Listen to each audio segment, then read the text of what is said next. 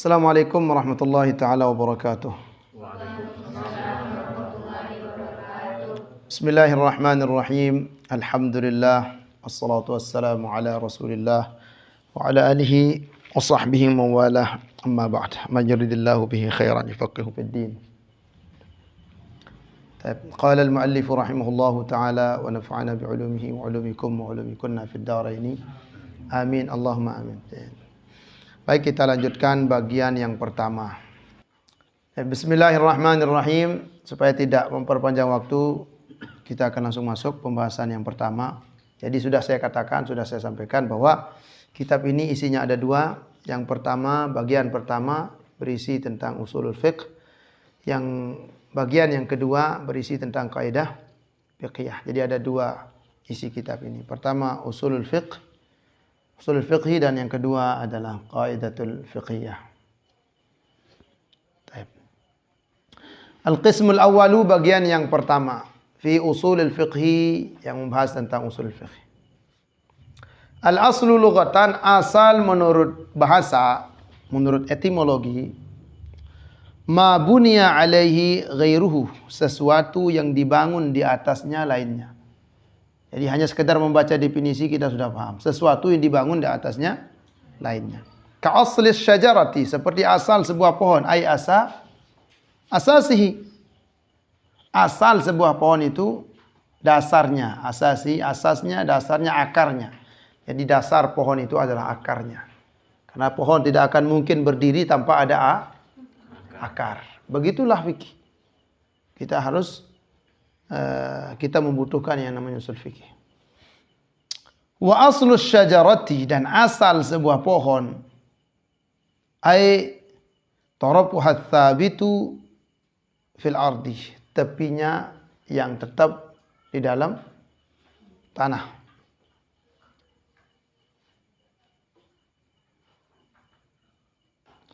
Fa usulul fiqhi, maka usul fikih itu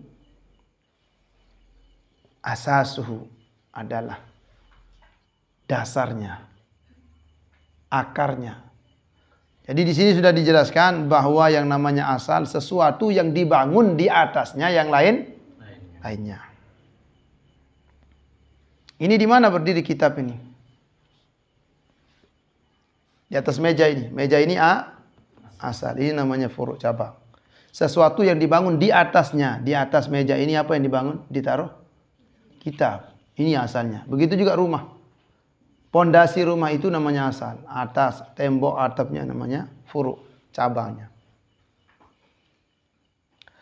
Wal far'u, sedangkan cabang itu apa? Fara'. Ma bunya ala ghairihi, sesuatu yang dibangun di atas lainnya. Bedanya hanya domirnya saja. Kalau usul, sesuatu yang dibangun di atasnya lainnya. Kalau fara', kalau cabang, sesuatu yang dibangun di atas lainnya. Apa? Ini di mana ditaruh? Di atas meja. Atap di mana?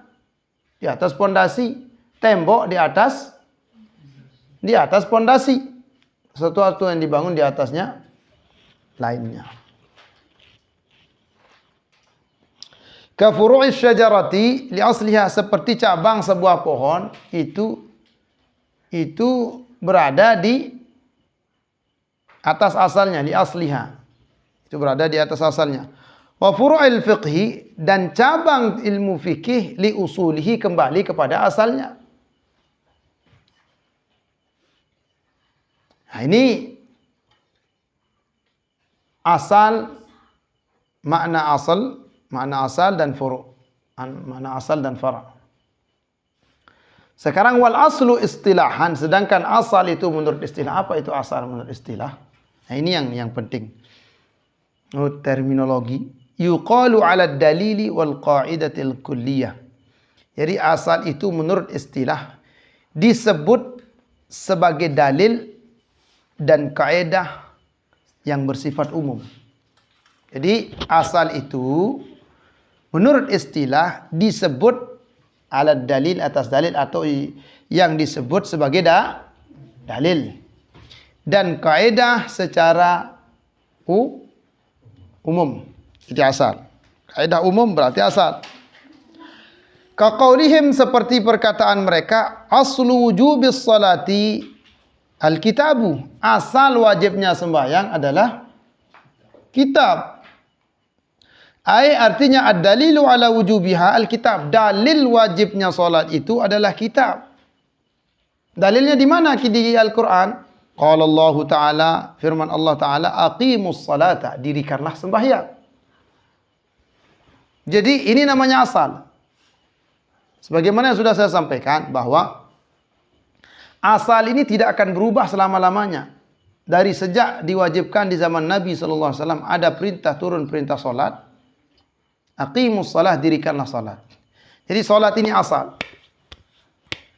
Masalah bagaimana caranya, tata caranya, bagaimana perbedaan ulama tentang salat witir. Ada yang mengatakan wajib, kemudian mayoritas ulama mengatakan itu sunnah. Kemudian mulai dari takbiratul ihram sampai salam, ada saja perbedaan pendapat ulama. Itu namanya furu'. Kalau masalah sembahyang yang asal, ada enggak yang tidak mewajibkan salat 5 waktu? Semua ulama, semua 4 mazhab dari zaman sahabat sampai sekarang belum pernah ada yang mengatakan salat fardu itu hanya ada 4 waktu, tidak 5. Tidak ada perbedaan pendapat ulama. Jadi semua ulama sepakat sejak zaman Nabi, sejak zaman sahabat sampai hari kiamat, tidak ada perbedaan pendapat bahwa salat 5 waktu itu yang fardu. Adapun yang perbedaan pendapat dengan witir wajib atau tidak, itu masuk kategori furu'. Jadi kalau asal ini tidak akan berubah selama-lamanya. Paham maksudnya kan? Salat itu asal. Allah perintahkan dirikan salat. Nah, itu asal. Salat itu kewajiban. Masalah bagaimana tata caranya, nanti lain pembahasannya, masuk dalam ranah fikih yang disebut dengan furu'. Jadi asal. Tidak bisa berubah lama-lamanya. Salat 5 waktu tidak akan berubah jadi 5 kali sehari, tidak akan berubah jadi 4 kali sehari. Jadi sudah asal. Tidak ada perbedaan pendapat ulama. Zina haram, tidak ada pendapat. Kalau ada yang mengatakan, oh boleh kalau sama-sama suka. Berarti dia menentang sesuatu yang sudah jelas asalnya. Jadi asal tidak akan berubah. Zina mau suka sama suka tetap hukumnya haram. Haji, semua mengatakan haji itu wajib bagi yang mampu. Bagi yang mampu wajib, itu asal. Puasa Ramadan wajib semuanya. Tidak ada yang mengatakan orang puasa, kalau ada yang mengatakan puasa Ramadan itu bagi yang mau saja, berarti menyalahi asal, karena ini asal tidak akan berubah sampai hari kiamat.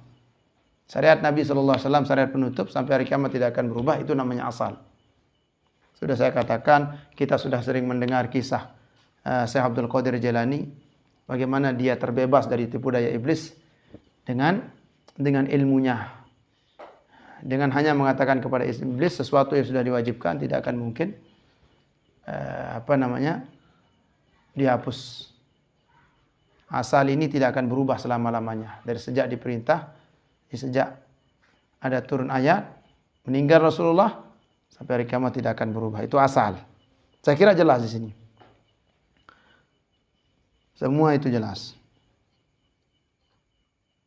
Wa qauluhum, dan perkataan mereka para ulama, ibahatul maitati, kebolehan bangkai lil mudtari, kebolehan memakan bangkai bagi orang yang terdesak, khilaf al asli, itu menyalahi asal. Karena asalnya bangkai haram. Rata-rata semua orang ulama mengatakan apa hukum bangkai? Semua mengatakan hukum bangkai haram. Itu asal.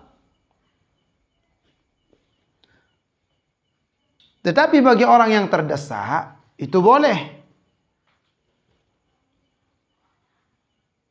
Nah, berarti kalau permasalahan orang yang terdesak, bagaimana hukumnya orang terdesak sekarang makan bangkai, apakah boleh sampai kenyang ataukah sekedar menyambung hidup aja, bagaimana? Itu sudah bukan asal lagi. Masuk furu', masuk cabang.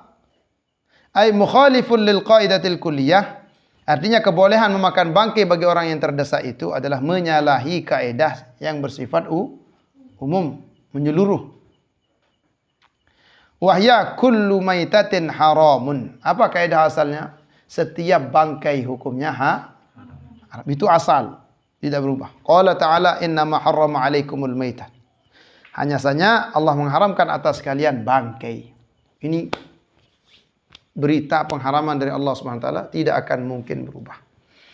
Jadi orang yang mengingkari asal, maka dia dikategorikan kafir. Kalau ada yang berani mengingkari sesuatu yang sudah asal, perintah solat, wajib mendirikan solat. Lalu ada yang mengatakan, yang penting kita sudah percaya kepada Allah, percaya kepada Rasul, solat itu tidak wajib. Itu bagi yang mau mengerjakan saja. Maka dia dikatakan kafir. Karena mengingkari asal. Asal tidak ada yang berbeda. Furu boleh saja berbeda, tapi asal tidak boleh ada yang berbeda. Tauhid ada yang nggak berbeda tauhid. Dari sejak zaman Nabi Adam sampai kiamat, sampai Nabi Muhammad, semua Nabi sampai Nabi Muhammad mengatakan Allah itu Esa.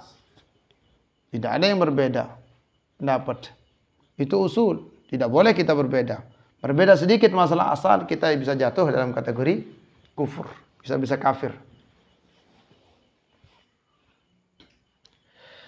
Selanjutnya, itu istilah. Asal menurut istilah. Sedangkan usulul fiqhi, apa itu usul fiqh? Usul fiqh yang sekarang kita akan bahas ini di bagian yang pertama. Dalilul fiqhi ala sabilil ijmal. Ala sabilil ijmal. Yang namanya usul fikih, ilmu usul fikih yang akan kita pelajari. Apa itu usul fikih yang akan kita pelajari ini? Dalilul fiqhi ala sabilil ijmali. Dalil fikih secara garis besar. Dari fikih secara garis besar. Contohnya begini. Kaqaulihim, seperti perkataan para ulama usul, mutlaqul amri lil wujub.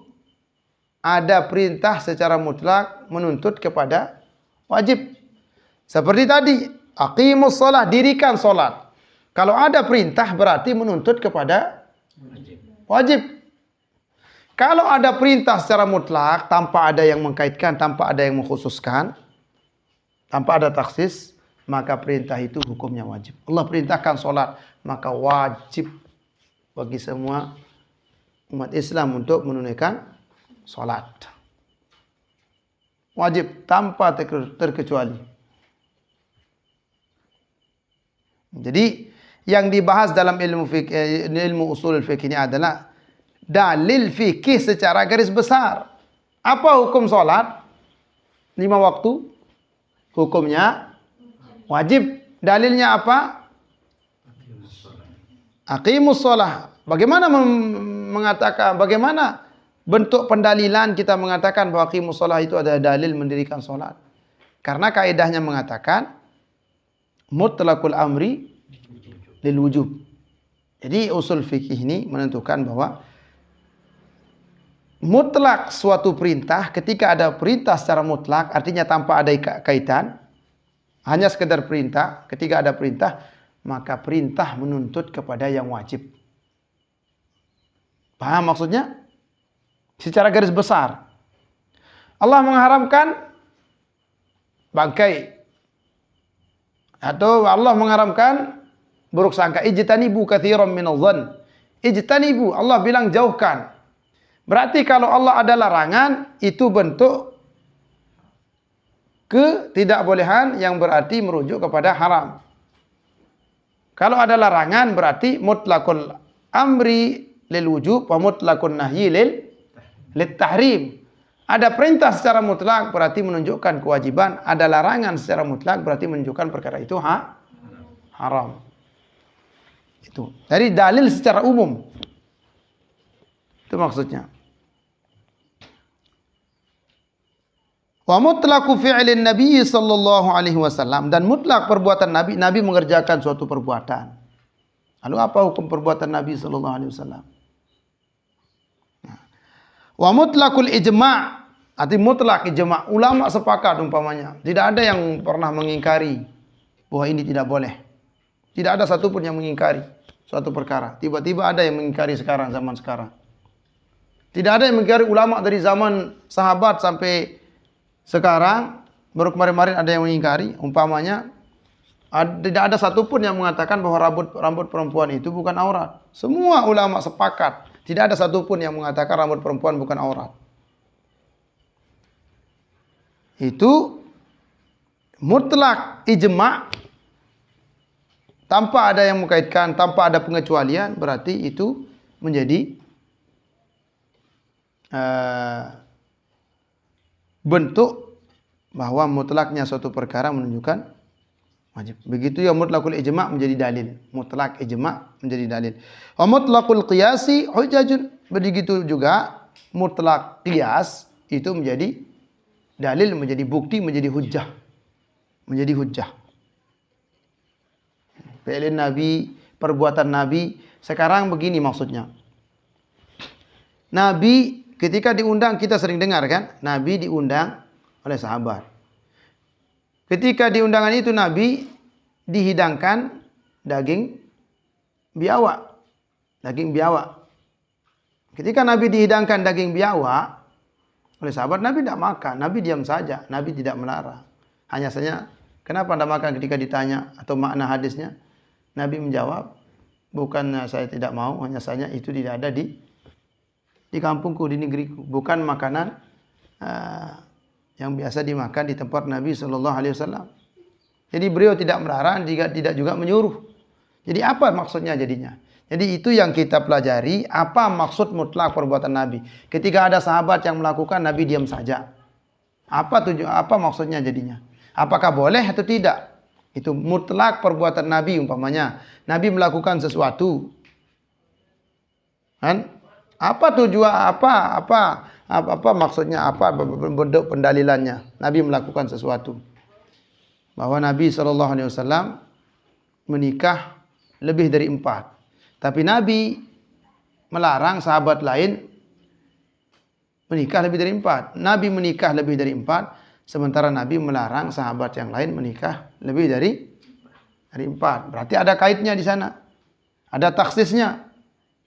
Berarti tidak mutlak perbuatan Nabi SAW.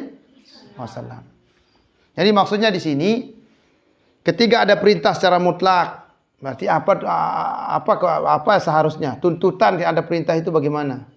Ketika ada larangan secara mutlak, lalu apa yang terjadi ketika ada larangan? Ketika ada ijma', ada perbuatan Nabi, ada qiyas secara mutlak tanpa ada taksis, tanpa ada kaitan sama sekali, apa nanti tuntutannya? Apakah wajib ataukah haram atau makruh? Itu yang dipelajari. Yang jelas kaidah secara umum. Kaidah secara umum.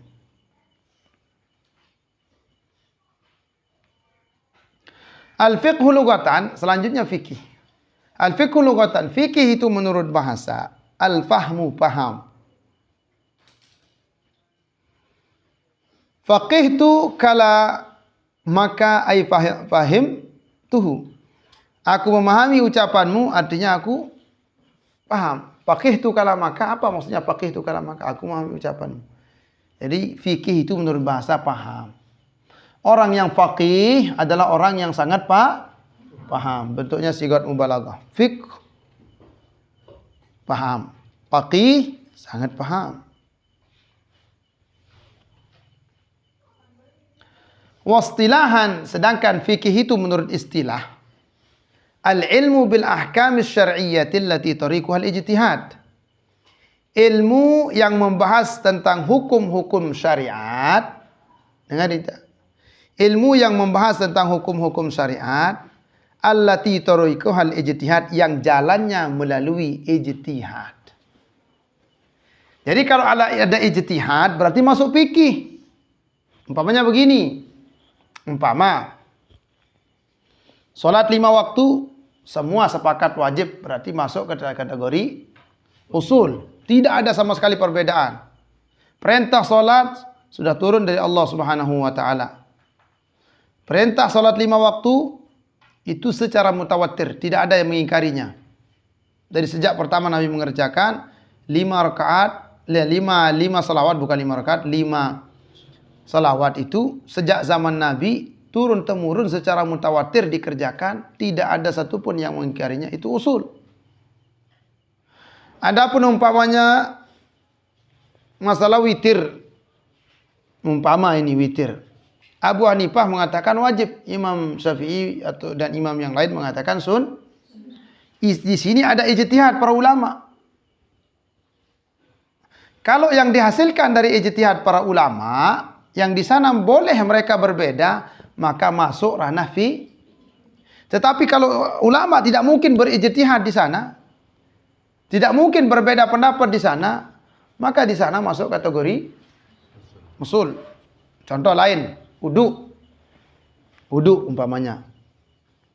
Yang disebutkan di dalam Al-Quran, yang Allah perintahkan, idza kumtum ilas salat, faghsilu wujuhakum. Yang Allah perintahkan di dalam wudu, ketika berwudu itu, faghsilu wujuhakum.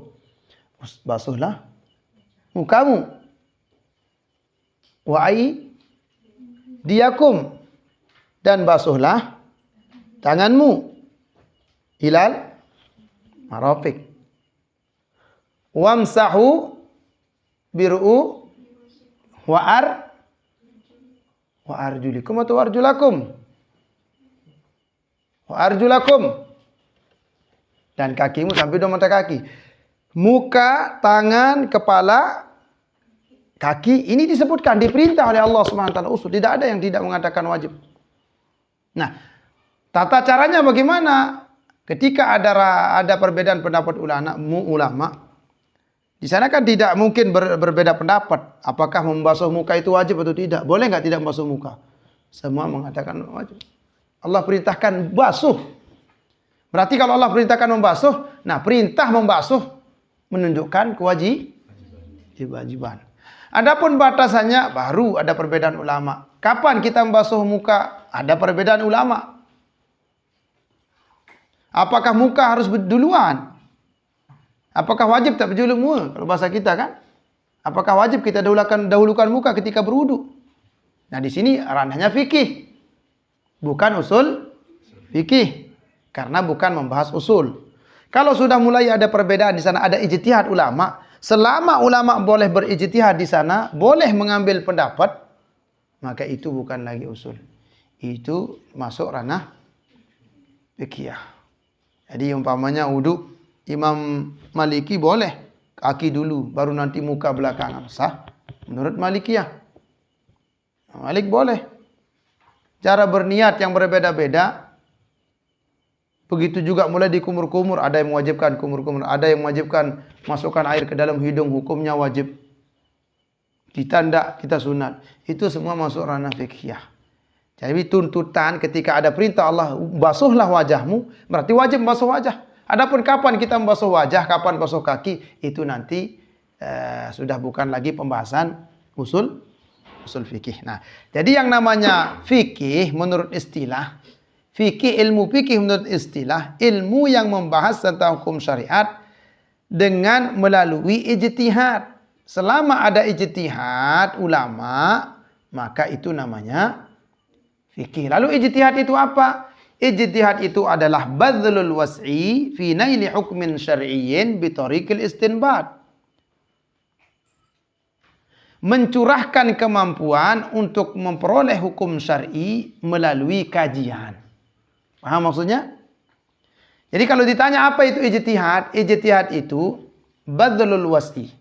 Mencurahkan kemampuan fi naili hukmin syar'iyyin untuk memperoleh hukum syar'i bitorikil istinbat dengan jalan kajian mengkaji hukum. Jadi bayangkan Imam Syafi'i ketika membaca satu hadis, ya Umair ma fa'alan Nughair, apa katanya di riwayat itu? Alhamdulillah dari hadis yang satu itu saya sudah mengeluarkan 40 hukum. Dari hadis yang satu, itu kehebatnya. Satu hadis bisa dikeluarkan oleh Imam Syafi'i 40 hukum. Hanya hadis, wahai Umair, apa yang dikerjakan burungmu Nugair. Ijtihad, bagaimana hukumnya ini? Ketika ditanya ulama, bagaimana hukumnya ini? Ijtihad, ketika dia tahu dia cari hukumnya. Itu ijtihad namanya. Jadi memperoleh mencurahkan kemampuan untuk memperoleh hukum syariat dengan jalan istinbat, dengan jalan kaji. Yang itu namanya ijtihad. Sedangkan fikih menurut istilah itu ilmu yang membahas tentang hukum-hukum syariat melalui jalan ijtihad. Kalau ada ijtihad, masuk fikih.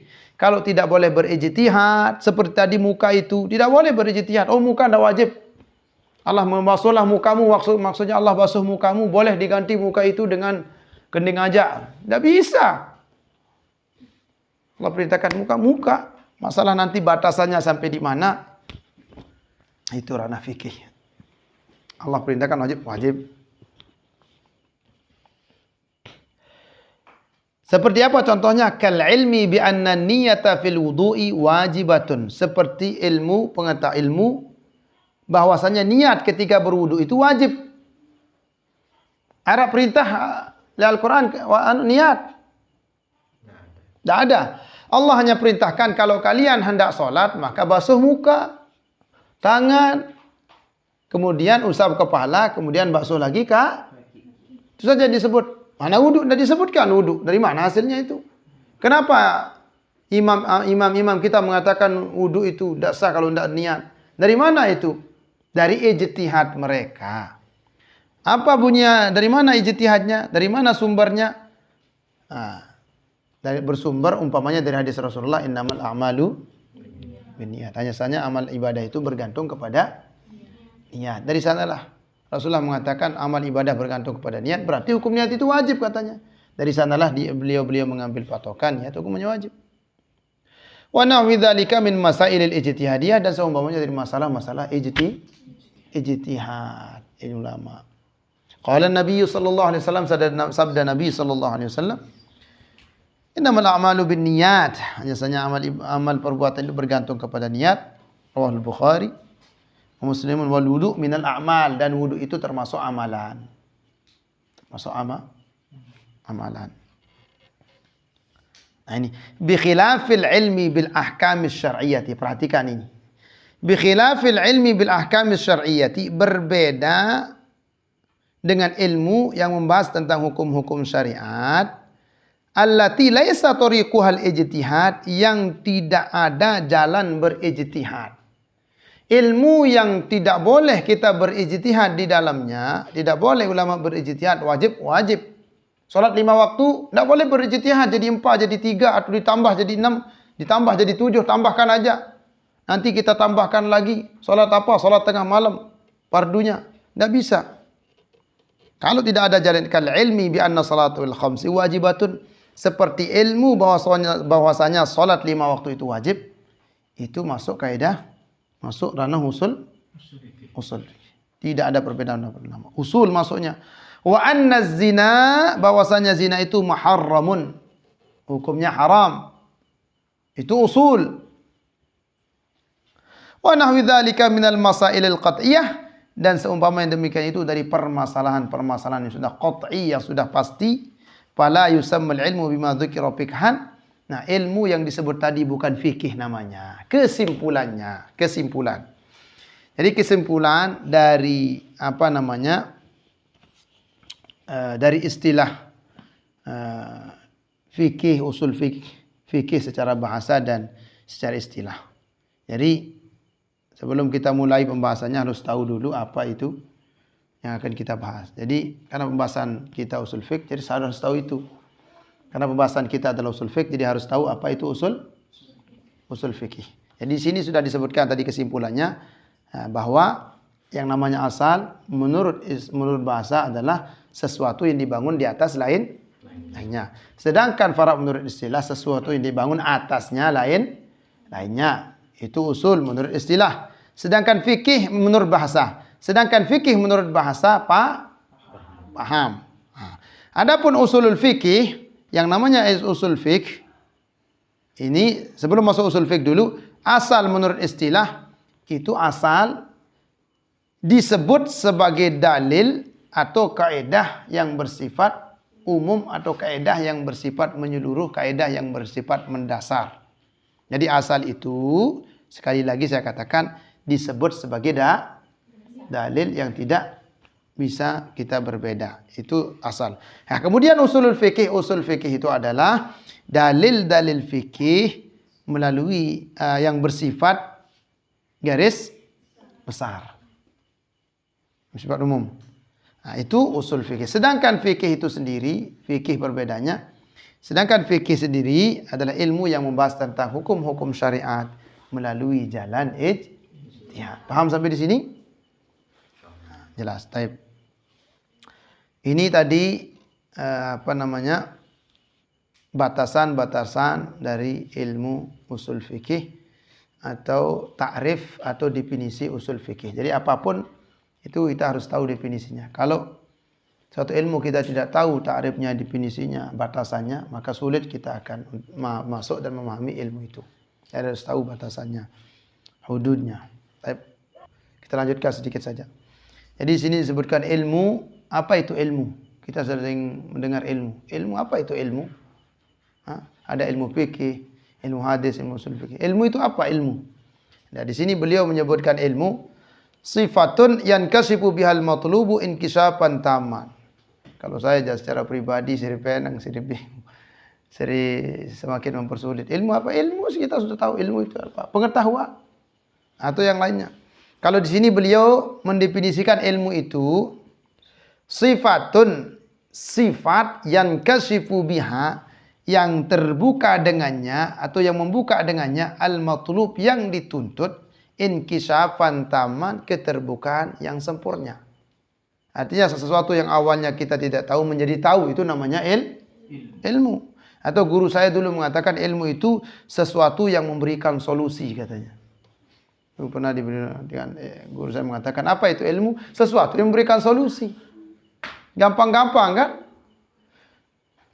Jadi mana yang lebih gampang itu yang kita pakai. Coba nih, bisa lebih tamu Jakarta. Coba, kira-kira mana yang lebih masuk kepala? Kalau kita baca di sini di kitab ini, ilmu adalah sifatun yang kasifu bihal matlub inkisafan taman. Adalah suatu sifat yang membuka dengannya suatu yang dituntut, yang dicari. Ilmu itu sifat yang membuka terhadap suatu hal yang dicari.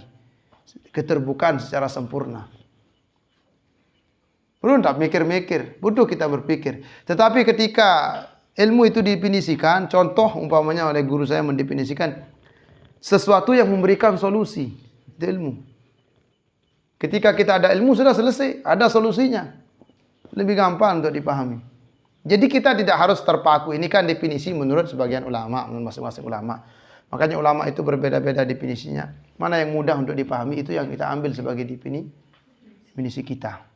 Mana yang gampang? Wal jahlu, kalau ini gak gampang dipahami. Wal jahlu dan bodoh itu, apa itu bodoh? Bodoh kata beliau, adamul ilmi bisyai'. Ketiadaan ilmu dengan sesuatu. Ini adalah ilmu. Ini adalah solusi. Itu saja. Tidak ada solusi. Makanya kan ada kaidah itu. Mendefinisikan sesuatu, tawdihul wadihat minal muskilat, katanya kan kaidah itu. Menjelaskan sesuatu yang sudah jelas tambah pusing, tambah jadi masalah. Apa itu bodoh? Tidak ada ilmu. Sekarang kita mau menjelaskan ilmu dengan bahasa yang ada di sini, umpamanya sifat yang membuka sesuatu yang dengannya, sifat yang membuka dengannya sesuatu yang dituntut keterbukaan secara sempurna. Nah, ini definisi beliau bisa dipahami, cuman dengan bahasa yang lebih mudah itu mungkin bisa dipakai bagi para santri. Mana yang lebih mudah itu? Kalau mau pakai yang ini juga no problem. Bodoh, ketiadaan ilmu dengan sesuatu bodoh. Wadzan, apa itu zan? Sekarang zan, ini yang dibahas. Di fikih itu kan ada ilmu, ada jahal, ada zan, ada waham, ada syak. Zan itu apa? Al-idrakur rajih li ahadil amraini. Jadi anggapan yang lebih kuat dari salah satu dari dua perkara. Anggapan yang lebih kuat terhadap sesuatu dari dua perkara. Terhadap satu dari dua perkara. Jadi begini. Zon itu menurut kaidah fikih bahwa anggapan yang lebih kuat terhadap salah satu dari dua perkara. Jelas ya, nak? Apa aran zon? Ini apa Ustaz zon aja. Mengkah nanti. Anggapan yang lebih kuat terhadap salah satu dari dua perkara itu zon. Sebelum masuk contohnya, saya bacakan dulu semuanya. Wal waham, di bawah zon adanya namanya waham. Waham itu apa? Al-idrakul marjuh li ahadil amrayni. Anggapan yang tidak kuat terhadap satu dari dua perkara. Itu waham. Wasyak, searan syak, ragu, kalau bahasa kita ragu. Apa itu ragu? Al-idrakul mustawi bainal amrayni. Anggapan yang sama antara dua perkara. Wah ngantuk tertunde, wah ngantuk tertunde, wah ngantuk tertunde. Ini dia. Sembahyang. Umpamanya kita sholat. Ini contohnya. Kita sholat. Di sholat kita berpikir. Pas kita sujud, kita mau berdiri. Saya 2 kali sujud atau sekali, 2 kali sujud atau sekali, 2 kali sujud atau sekali, bingung. Atau 2 rakaat atau 3 rakaat, 2 rakaat atau 3 rakaat, atau 4 rakaat atau 5 rakaat. Sama.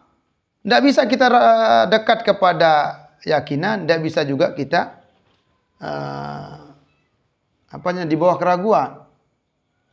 Jadi ilmu ini ya 99%, keyakinan kita sampai 100%.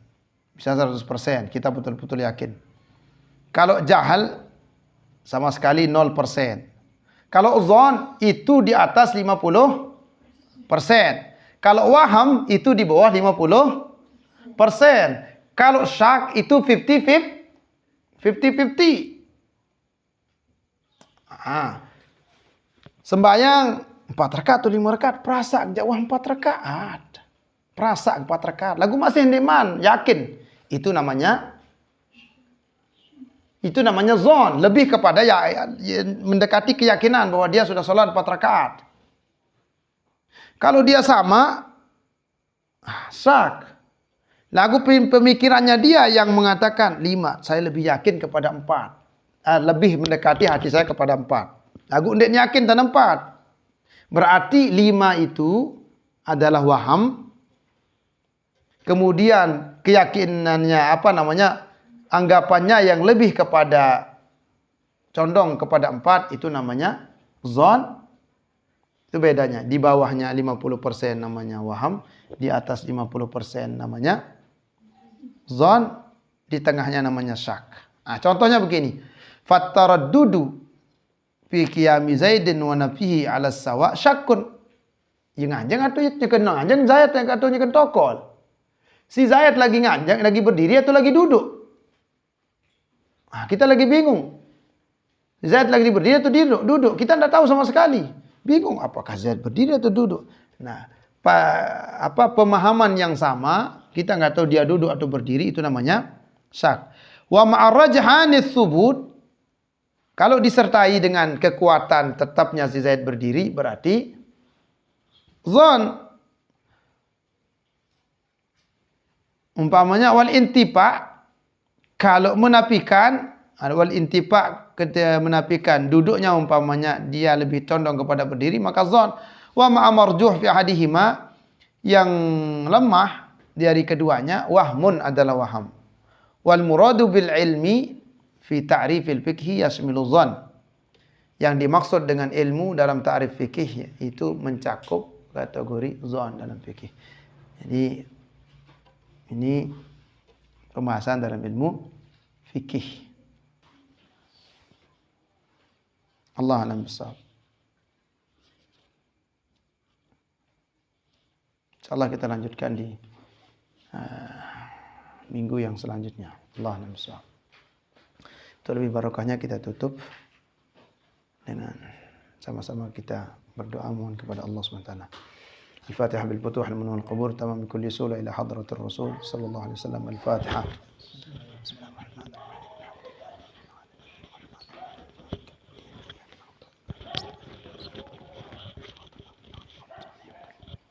Silakan, boleh naik.